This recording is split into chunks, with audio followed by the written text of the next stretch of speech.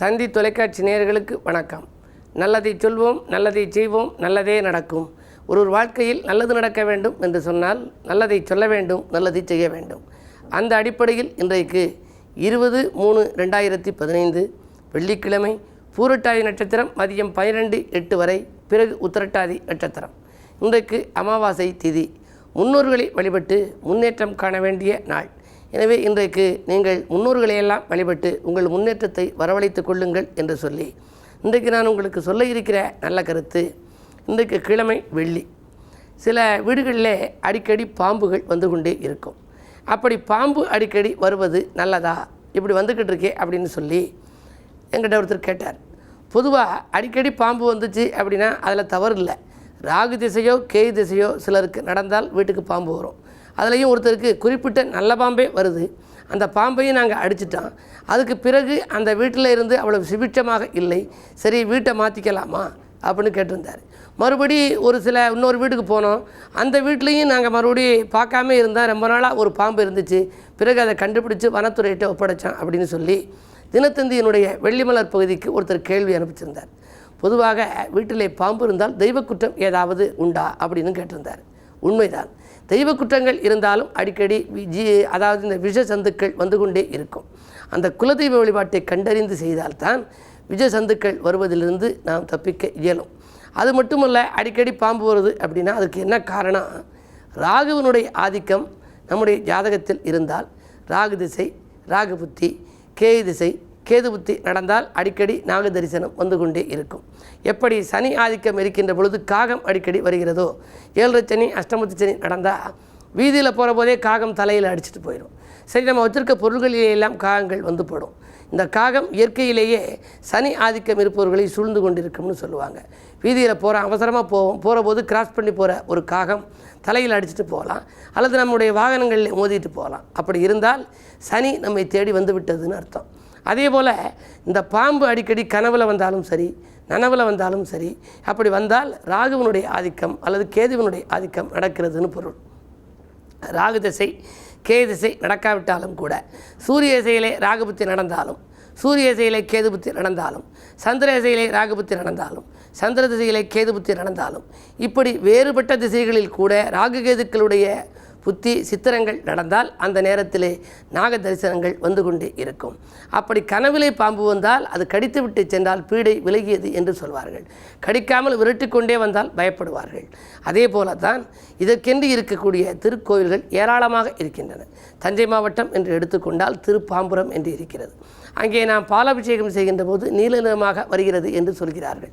மிகப்பெரிய பாம்பு சாட்டை அங்கு இருக்கிறது. அதே போல் திருநாகேஸ்வரம் போல கீழப்பெரும்பள்ளம் என்று ஒரு ஊர் இருக்கிறது. அந்த ஊர் கேதுவுக்காக உரிய பரிகார ஸ்தலம். அங்கே சென்று பார்த்தால் கேதுவுக்குரிய ஸ்தலத்திலே அங்கும் அதே போல் நாக தரிசனங்கள் இருக்கின்றன. அதே போல் திருப்பாம்புரம் என்ற ஒரு அற்புதமான ஊர். அந்த இடம் இழப்புகளை ஈடு செய்கின்ற இடம் என்று சொல்வார்கள். அந்த திருப்பாம்புரம் பாம்புக்காக இருக்கிறது. இப்படி நிறைய ஊர்கள் இருக்கின்றன. எங்கள் பகுதியிலே பேரையூர் என்று இருக்கிறது, நயினார் கோயில் என்று இருக்கிறது, ராமேஸ்வரம் இருக்கிறது. இது மாதிரி உள்ள ஸ்தலங்களிலே எல்லாம் உங்கள் ஜாதகத்தை வைத்து பார்த்து இன்றைக்கு ராகு கேதுக்களின் ஆதிக்கம் உங்களுக்கு இருக்கிறதான்னு பார்க்கணும். அப்படி பாம்பு அடிக்கடி வந்தால், இன்றைக்கு இந்த 20/3/2015 அன்று இன்றைய ஜாதகத்தை எடுத்துக்கொண்டால் கன்னிராசியிலே ராகு இருக்கிறது, மீனராசியிலே கேது இருக்கிறது. எனவே இந்த கன்னிராசிக்காரர்களும் மீனராசிக்காரர்களும் சர்ப்பகிரகத்தின் ஆதிக்கத்தில் சம்பந்தப்பட்டிருக்கிறார்கள். அவர்களுக்கெல்லாம் கனவுகளிலும் வரலாம். இல்லை என்றாலும் கூட ஏற்ற இறக்கமான வாழ்க்கை இருக்கும். பாம்பு எப்படி நெளிந்து செல்கிறதோ அதுபோல் ஏற்றமும் இரக்கமும் அவர்களுக்கு வந்து கொண்டே இருக்கும். வரவும் செலவும் இன்பமும் துன்பமும் கலந்து வந்து கொண்டே இருக்கும். அவர்களெல்லாம் இந்த சர்ப்பசாந்தியை முறையாக செய்து கொள்ள வேண்டும். உங்கள் ஜாதகத்தில் யோக பலம் பெற்ற நாளை தேர்ந்தெடுத்து அனுகூலமான நட்சத்திரம் வருகின்ற பொழுது எந்த ஸ்தலம் உங்களுக்கு உகந்தது என்பதை ஆராய்ந்து அந்த நாகஸ்தலத்திற்கு சென்று நீங்கள் உங்களுடைய வழிபாடு பரிகாரங்களை வைத்துக்கொண்டால், சிறப்பு பரிகாரங்களை நீங்கள் மேற்கொண்டால் உடனடியாக இதுபோன்ற தோஷங்களிலிருந்து விடுபட்டு யோகங்களை சந்திக்க இயலும். இதுபோன்ற பரிகாரங்கள் சர்ப்பதோஷங்கள் இருந்தால் பிள்ளைகள் பிறக்காது என்பார்கள். திருமணம் முடிவதில் தாமதங்கள் ஏற்படும். அவர்களெல்லாம் இதை போல எங்கள் பகுதியிலே இருக்கக்கூடிய அந்த நாகஸ்தலங்களுக்கெல்லாம் எத்தனையோ பேருக்கு கல்யாணங்கள் முடிந்திருக்கின்றன. பல நூற்றுக்கணக்கான பேர்களுக்கு பிள்ளைகள் பிறந்திருக்கின்றன. எனவே சர்ப்பதோஷத்தின் பிடியில் சிக்கியவர்கள் எதற்கும் கவலைப்பட வேண்டியதில்லை. அதற்குரிய ஆலயங்கள் உலகெங்கும் இருக்கின்றன. அவற்றை நாம் கண்டறிந்து அதிலே வழிபாட்டை மேற்கொண்டால் அவர்களுடைய வாழ்க்கையில் இருக்கிற குறைகள் தீரும் என்ற நல்ல கருத்தை தெரிவித்து இனி இன்றைய ராசி பலன்களை இப்பொழுது உங்களுக்கு தெரிவிக்கின்றேன். மேசராசி நேயர்களே, குறுக்கீடு சக்திகளால் நெருக்கடி அதிகரிக்கின்ற நாள் இந்த நாள். குழந்தைகளால் உங்களுக்கு விரயங்கள் ஏற்படலாம். உங்கள் ராசிநாதன் செவ்வாய் கேதுவோடு இணைந்திருக்கின்றார். எனவே எதிர்பாராத விதத்தில் திடீர் தாக்குதல்களும் வந்து சேரலாம். திகைப்படையும் விதத்தில் சுக்கிரபலம் நன்றாக இருப்பதால் தித்திக்கும் செய்தியும் வந்து சேரலாம். இந்த நாளை இனிய நாளாக அமைத்துக்கொள்ள கிழமை வெள்ளி என்பதால் அம்பிகை வழிபாட்டில் ஆர்வம் காட்டுங்கள். பணவரவு திருப்திகரமாகவே இருக்கிறது. நட்பு பகையாகாமல் பார்த்துக்கொள்வது உங்கள் புத்திசாலித்தனமாகும். ரிஷபராசி நேயர்களே, மங்கள ஓசை மனையில் கேட்க வழிபிறக்கின்ற நாள். நீண்ட நாளாக கல்யாணங்கள் நடைபெறவில்லையே, குழந்தைகளின் முன்னேற்றம் சரியாக இல்லையே என்றெல்லாம் நினைத்தவர்கள் இன்றைக்கு மகிழ்ச்சியடையும் விதத்திலே சுப நிகழ்வுகள் இல்லத்தில் நடைபெறுவதற்கான அறிகுறிகள் தென்படுகின்றன. நூதன பொருட்களின் சேர்க்கை உண்டு. தொழில் மாற்ற சிந்தனைகள் மேலோங்கும். தொல்லை தந்தவர்கள் விலகுவார்கள். வருமானம் போதுமானதாக இருக்கும். மிதுனராசி நேயர்களே, போன் மூலம் பொன்னான தகவல் வந்து சேரும் நாள் இந்த நாள். பொல்லாதவர்கள் உங்களை விட்டு விலகுவார்கள். தொழில் மாற்ற சிந்தனைகள் மேலோங்கும். பாகப்பிரிவினைகள் சுமூகமாக முடியும். இடம் வாங்கி குடியேற வேண்டும் என்ற எண்ணம் பூர்த்தியாகும் நாளாக இந்த நாள் அமையப் போகிறது. கடகராசி நேயர்களே, சிக்கல்கள் தீர செயல்பாடுகளில் கவனம் செலுத்த வேண்டிய நாள் இந்த நாள். ஏனென்று சொன்னால் உங்களுக்கு ராசிநாதன் சந்திரனோடு கேது இணைந்திருக்கின்றார். நினைத்த காரியத்தை நினைத்த நேரத்தில் செய்ய முடியவில்லையே என்று கவலைப்படுவீர்கள். நட்பு பகையாகலாம். என்ன இருந்தாலும் இன்றைக்கு தடைகளும் தாமதங்களும் உங்களை ஆட்கொள்ளும். கிழமை வெள்ளி என்பதால் சிவாலய வழிபாட்டில் சிந்தையை செலுத்தினால் சிறப்பான பலன்களை நீங்கள் வரவழைத்துக் கொள்ள இயலும்.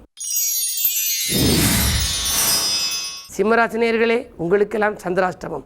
பம்பு விளக்குகள் வாயில் தேடி வருகின்ற நாள். வரவை காட்டிலும் செலவு கூடுதலாகவே இருக்கும். அரசு வழி தொல்லைகள் ஏற்படலாம். அரசியல்வாதிகளாலும் அல்லல்கள் ஏற்படலாம். விரயங்கள் கூடுதலாக இருக்கும் என்று விழிப்புணர்ச்சி உங்களுக்கு தேவை. நண்பர்களை நம்பி செய்த காரியம் நல்லவிதமாக முடியுமா என்பதும் சந்தேகம்தான். எனவே இந்த நாள் இனிய நாளாக அமைய நீங்களும் வழிபாட்டில் கவனம் செலுத்த வேண்டும். அம்பிகை வழிபாட்டில் ஆர்வம் காட்டினால் இன்பங்களை எல்லாம் வரவழைத்துக் கொள்ளலாம். முன்னோர் வழிபாட்டிலும் ஆர்வம் காட்டுங்கள். முன்னேற்றத்தை எல்லாம் வரவழைத்துக் கொள்ளுங்கள். கன்னிராசி நேயர்களே, வந்த பணம் மறுநிமிடமே செலவாகின்ற நாள். வழக்குகளில் கூட திசை திருப்பங்கள் ஏற்படலாம். வாங்கல் கொடுக்கலில் கூடுதல் கவனம் செலுத்துங்கள். உங்கள் ராசிநாதன் புதன் வலிமை இழந்திருக்கிறார். எனவே ஆரோக்கிய தொல்லைகள் அதிகரிக்கும். மருத்துவ செலவுகள் ஏற்படலாம். ஒரு கடனை அடைக்க மற்றொரு கடன் வாங்கும் சூழ்நிலை உருவாகலாம். சங்கிலி தொடர் போல கடன் வருகிறது என்று கவலைப்படுவீர்கள். எனவே இன்றைக்கு கிழமை வெள்ளி என்பதால் இன்றைக்கு நீங்கள் வராகி வழிபாட்டை மேற்கொண்டால் வளர்ச்சி ஏற்படும். துலாம் ராசி நேயர்களே, கருத்து வேறுபாடுகள் அகலும் நாள். இன்றைக்கு காலை நேரத்திலேயே உங்களுக்கு ஒரு கலகலப்பான தகவல் வந்து சேரப்போகின்றது. இடமாற்ற சிந்தனைகள் மேலோங்கும். உத்தியோகத்தில் இருப்பவர்களுக்கு உத்தியோக உயர்வு வருவதற்கான அறிகுறிகள் தென்படுகின்றன. வீடு கட்டும் முயற்சி பாதியில் இருக்கிறதே என்ற கவலை அகலும். இன்றைக்கு பாதியில் இந்த பணி மீதியும் தொடரும் நாளாக அமையப் போகின்றது. விருச்சிக ராசி நேயர்களே, உங்களுக்கெல்லாம் நம்பிக்கைகள் நடைபெறுகின்ற நாள். நாகரிக பொருட்களை வாங்குவதில் ஆர்வம் காட்டுவீர்கள். பிள்ளைகள் நலங்கிறது எடுத்த முயற்சிகளிலும் வெற்றி கிடைக்கும். விஐபிக்கள் வீடு தேடி வருவார்கள். விரும்பிய காரியத்தை விரும்பிய நேரத்தில் செய்து முடிக்கும் இந்த நாள் உங்களுக்கு ஒரு நல்ல நாள். தனுசு ராசி நேயர்களே, பொறுமையை கடைப்பிடித்து பெருமை காண வேண்டிய நாள். பொல்லாதவர்கள் உங்களை விட்டு விலகாமல் இருக்கிறார்களே என்று கவலைப்படுவீர்கள். பொறுப்புகளில் உங்களுக்கு மாற்றம் ஏற்பட போகின்றது. திடீர் திருப்பங்கள் ஏற்படும். எதிரிகளின் பலம் கூடும் என்று எவரையும் அனுசரித்து சென்றால்தான் ஆதாயம் உண்டு. மகர ராசி நேயர்களே, கல்யாண கனவுகள் நனவாகும் நாள். காலை நேரத்திலேயே நீங்கள் எடுத்த முயற்சிகளில் 1-2 வெற்றி பெறும். உத்தியோக உயர்வு வருவதற்கான அறிகுறிகள் தென்படுகின்றன. நீண்ட நாள் ஆசை மாலை நேரத்தில் நிறைவேறலாம். இன்றைக்கு அமாவாசை என்பதால் முன்னோர் வழிபாட்டில் கவனம் செலுத்துங்கள். முன்னேற்றங்களை எல்லாம் வரவழைத்துக் கொள்ளுங்கள். கும்பராசி நேயர்களே, தேக நலக்குறைவால் திகைப்படையும் நாள். இன்றைக்கு ராசிநாதனாக இருக்கும் சனியும் வக்ர இயக்கத்தில் இருக்கிறார். உங்கள் ராசியில் இருக்கும் புதனும் அஸ்தமனத்தில் இருக்கிறார். எனவே தேக நலக்குறைபாடுகள் ஏற்படலாம். மருத்துவ செலவுகள் உண்டு. தெய்வ வழிபாட்டினால் சில நன்மைகள் உங்களுக்கு ஏற்படும். திடீர் மாற்றங்கள் ஏற்படலாம். செலவுகள் கூடுகிறது என்று கவலைப்படுவீர்கள். இன்றைக்கு இனிய நாளாக அமைத்துக்கொள்ள அருகில் இருப்பவர்களை அனுசரித்துக் கொள்ளுங்கள்.